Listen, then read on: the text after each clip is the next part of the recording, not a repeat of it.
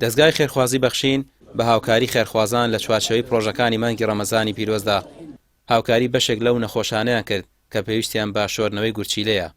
هاوکاریەکە بە بڕێک پارە بوو کە بەشێک لە پێداویستەکانیان بۆ ئەم مانگی ڕەمەزانە پڕ دەکاتەوە. من زۆر سپاسی بەرنامەی بەخشینەکەمەوە بووم ئەوەی 9 ساڵە غەسلی گورچیلە ئەەکەم.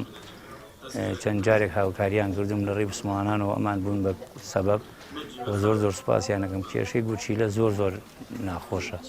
من 9 ساڵە غەسلی گورچیلە ئەەکەم، یعنی تەنانەت خواردنم لێ منعکراوە، ئاوم لێ منعکراوە، هەموو شتێک.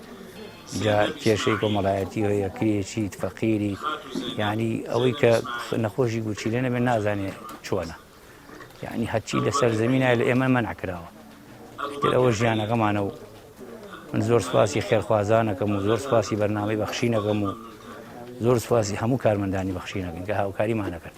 بوونی ئەم ڕێکخراوانە زۆر گرینگە بۆ خەڵکی، بۆ ناو کۆمەڵگا و هیوادارم کە دەوڵەمەندەکان دەستگیرۆیان بکەن بۆی کە لە خزمەتی خەڵک و هاونیشتیمانانە بەردەوام بێ، بۆی کە بەردەوامانە بێ لە خزمەتی خەڵک.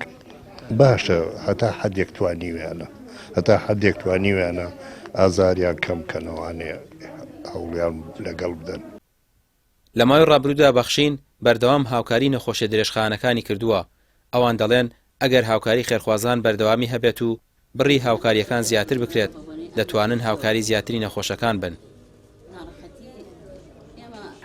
ئەمڕۆ وەکو دەستگای خێرخوازی بەخشین هەستاین بە دابەشکردنی بڕێک هاوکاری بە سەر 100 نەخۆشانی گورچیلە کە لە شاری سلێمانی و دەوروبەری خەڵکانێکی هەژار و کەم دەستن، لەگەڵ ئەوەشدا خوای پەروەردگار بەسەری کردوونەتەوە تووشی سستی گورچیلەی کردوون و زۆربەی زۆریان هەفتانە پێویستیان بە 3 جار غەسلکردن هەیە، ئەمانەی کە ئەمڕۆ لێرە بن.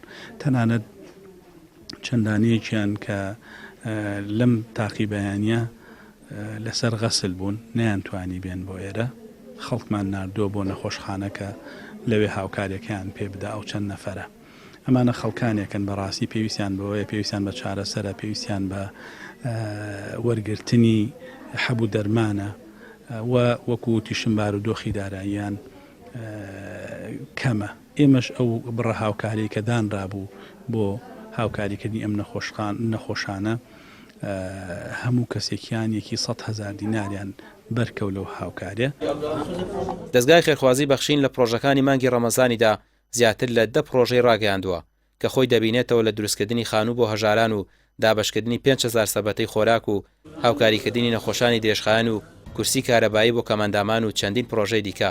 پرۆژەکان سەرجەمیان بە پاڵپشتی خێرخوازانن لە ناو دەرەوەی هەرێمی کوردستان. ڕامیار عوسمان، کەناڵی پەیام، سلێمانی.